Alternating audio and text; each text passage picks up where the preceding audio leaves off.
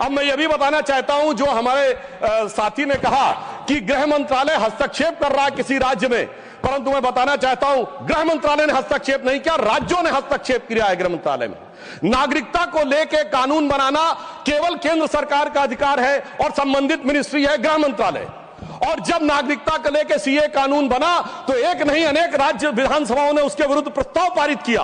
तो अपने फैक्ट को चेक कर लें, यह गृह मंत्रालय में राज्यों का हस्तक्षेप था, विपक्षी राज्यों का, और इसी के साथ साथ संविधान के लिए भी बहुत बड़े खतरे की बात थी, क्योंकि केंद्र से पारित कानून के विरुद्ध कोई राज्य सरकार नहीं बोल सकती। हां, रही बात इसको जो इनके दिल में दर्द है कि एजेंसीज के कारण बहुत से नेता जेल में जा रहे हैं, तो मैं याद दिलाना चाहता हूं सभापति महोदय, जो हमारी सरकार पर आरोप लगाते हैं, तो जब सोनिया जी और राहुल जी पे केस दर्ज हुआ था, अक्टूबर 2013 था, दिल्ली हाईकोर्ट के द्वारा, हमारी सरकार नहीं थी।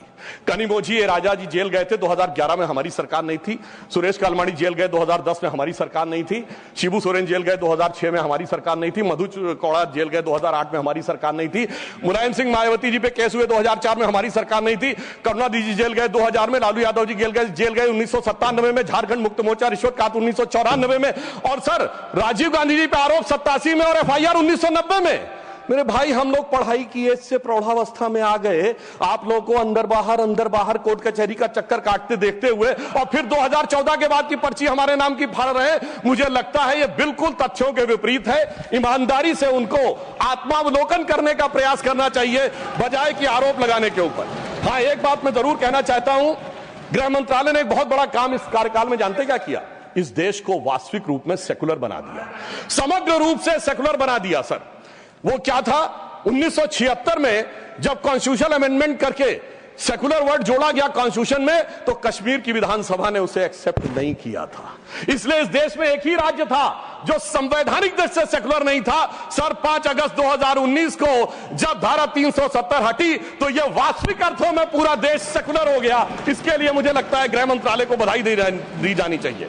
और एक और मैं बात कहना चाहता हूं सर, अभी विश्व का सबसे बड़ा आयोजन कुंभ मेला हुआ, इसके लिए उत्तर प्रदेश की सरकार की तो प्रशंसा की जा सकती है, इसमें कोई दो राय नहीं है, परंतु यह भी सत्य है सर, इतना बड़ा आयोजन हुआ और किसी प्रकार की कोई अप्रिय घटना, एक दुर्घटनावश होने वाली उस भगदड़ के अलावा, क्या कोई गोली चली, कोई पटाखा फूटा, कोई सुरक्षा को लेकर अटैक हुआ? यदि यह नहीं हुआ तो मैं मानता हूं इसके लिए सुरक्षा एजेंसियों की सतर्कता और उसके लिए गृह मंत्रालय की जो सजगता थी वो भी बधाई का पात्र है। और वैसे मैं एक शब्द और कहना चाहूंगा सर, जो कुछ कुंभ मेले में दिखाई पड़ा था उसको कम से कम मैं निगेटिव बात न कहकर एक पॉजिटिव बात कहना चाहूंगा।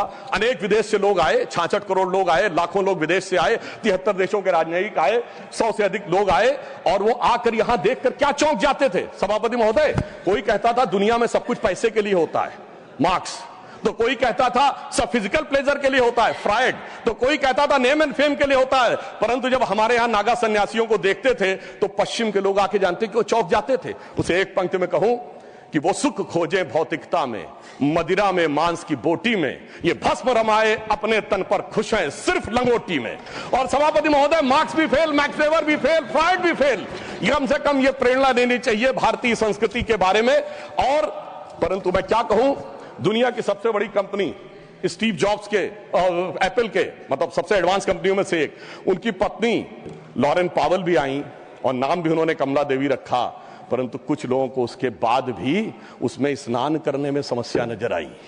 तो मैं ईमानदारी से और विनम्रता से यह कहना चाहता हूं, सभी धर्मों की भावना का सम्मान होना चाहिए।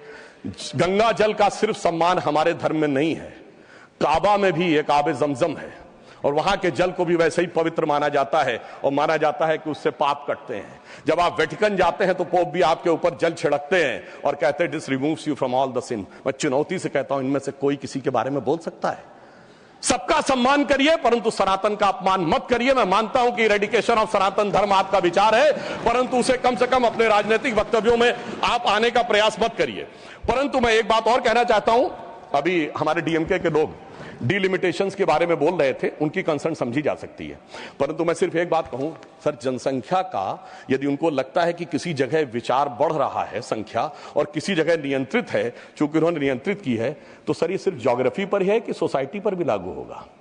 अगर किसी समूह ने धार्मिक समूह या मजहबी समूह की जनसंख्या बढ़ी है और दूसरे ने नियंत्रित किया है, सर वहां पर तो नहीं चर्चा होनी चाहिए, सिर्फ ज्योग्राफी पे होनी चाहिए, सोसाइटी पे नहीं होनी चाहिए। और मैं ईमानदारी से कहना चाहता हूं, यदि विचारे जनसंख्या नियंत्रण का कानून लाने का समर्थन करिए, तो मुझे लगता है इस विषय के ऊपर ईमानदारी से काम करने का प्रयास करना चाहिए। अब मैं एक और बात कहना चाह रहा हूं सर, टैक्स कहना चाह रहा हूं कि राज्यों का समन्वय भी केंद्र सरकार के गृह मंत्रालय के अंडर में आता है, परंतु राज्यों का समन्वय का विषय दोनों तरफ से होता है। राज्यों के ऊपर भी दायित्व है समन्वय का और केंद्र के ऊपर भी दायित्व है। इसीलिए मैं कहना चाहता हूं, परंतु जब ऐसी बातें उठती हैं कि किसी राज्य का कोई मंत्री कहता है कि टैक्स कलेक्शन वहां ज्यादा हो रहा है तो हमें अलग हो जाना चाहिए, तो किसी राज्य का मंत्री उत्तर भारत के किन्हीं राज्यों के लिए या बिहार के लिए आपत्तिजनक बातें कहना शुरू करता है, इससे राज्यों का जो समन्वय है वो गिरता है। और मैं कहना चाहता हूं सर, समन्वय का सबसे दुखद उदाहरण था इसी संसद के एक सदस्य ने छत्तीसगढ़, राजस्थान और मध्य प्रदेश में हमारी जीत के बाद इस सदन के नहीं, दूसरे सदन के सदस्य ने यह शब्द बोला था कि भाजपा सिर्फ गोमूत्र वाले राज्यों में जीत सकती है।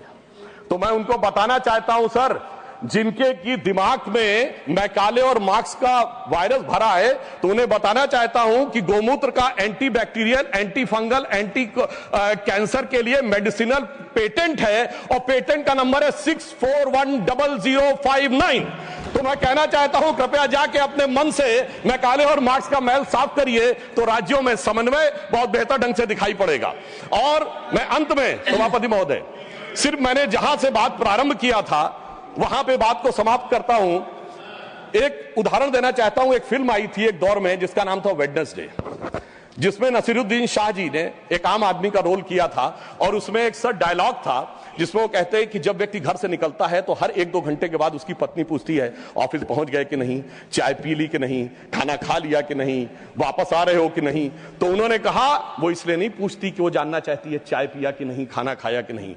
वो दौर था जिसमें वो कह रहा है कि वो इसलिए पूछ रही कि वो जानना चाहती तुम जिंदा हो कि नहीं, क्योंकि वो दौर था इनकी सरकार का जिस जमाने में घर से आदमी निकलता था, उसने कहा लगता है जंग पे निकल रहा है, तो ऐसा प्रतीत होता था कि मानो वो कह रहा हो कि उजाले अपनी यादों के हमारे संग रहने दो, न जाने किस गली में जिंदगी की शाम हो जाए। मगर उस शाम के बाद जो सुबह हुई है हमारी सरकार आने के बाद और जो गृह मंत्रालय ने किया है वो पूरे देश को दिखाई पड़ता है। तो मैं अंत में सर सिर्फ ये कहना चाहूंगा, मैं ये मानता हूं कि हमारे गृह मंत्रालय ने जो काम किया है वो संवेदना, संकल्प, समन्वय और सुदृढ़ता के साथ किया है। मणिपुर जैसे विषयों के लिए पूरी संवेदना से काम किया है, कश्मीर जैसे विषयों के लिए संकल्प के साथ काम किया है, राज्यों के साथ समन्वय के लिए समन्वय की भावना से काम किया है और आंतरिक सुरक्षा के लिए पूरी सुदृढ़ता के साथ काम किया है। और जब कठोर निर्णय लेने होते हैं और देश की सुरक्षा को लेकर कुछ कठोरता करनी होती तो कुछ लोगों को थोड़ा कष्ट जरूर हुआ होगा। उनके प्रति संवेदना व्यक्त करते हुए मैं कहना चाहूंगा, मगर उनको कहने का हक नहीं है जिनके जमाने में तबाही का मंजर दिखा था। तो मैं माननीय गृह मंत्री जी की तरफ से और अपनी सरकार की तरफ से, माननीय प्रधानमंत्री जी की तरफ से सिर्फ एक पंक्ति कह के बात समाप्त करना चाहूंगा कि चमन को सींचने में पत्तियां कुछ गिर रही होंगी, यही इल्जाम हम पर लग रहा है बेवफाई का, मगर कलियों को जिसने रौंद डाला अपने हाथों से वही दावा करे हैं चमन की रहनुमाई का। धन्यवाद।